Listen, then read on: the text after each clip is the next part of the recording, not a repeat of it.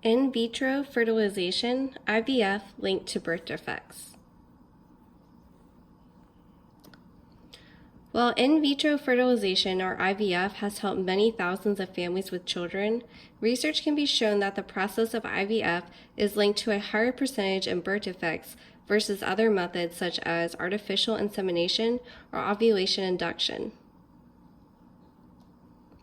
Scientists at the University of California, whose state has the country's highest rate of IVF use, looked at birth defects among infants born both via IVF and conceived through natural means, and found increased birth defect risks, especially in the heart, eyes, reproductive organs, and urinary systems among children born through the technique.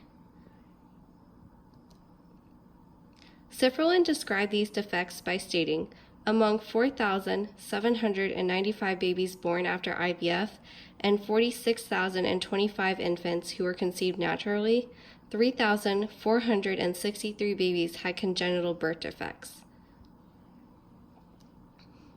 Even after controlling for factors that can affect such birth defects, such as the mother's age and race, 9% of infants born after IVF had birth defects compared to 6.6% of babies who were conceived naturally.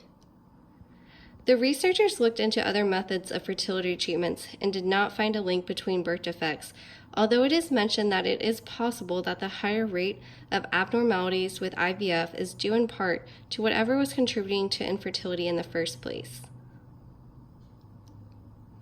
Sifferlin wrote, the researchers did not find a link between birth defects and other fertility treatments like artificial insemination or ovulation induction.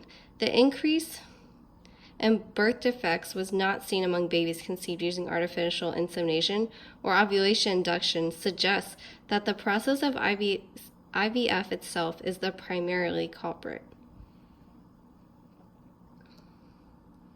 The effects of IVF on the reproductive system is still unclear as to whether there are any defects in that aspect.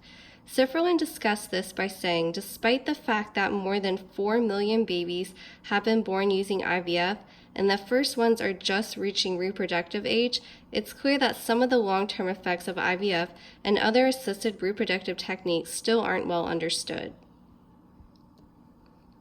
As you now have a little better understanding of how IVF has a higher rate amongst birth defects, you can understand why I believe, and I think with the research, that while IVF has helped many families, there is also a percentage that is hard to ignore that relates IVF to birth defects. Where can I learn more? Listed below is the reference to the article, IVF linked to more birth defects.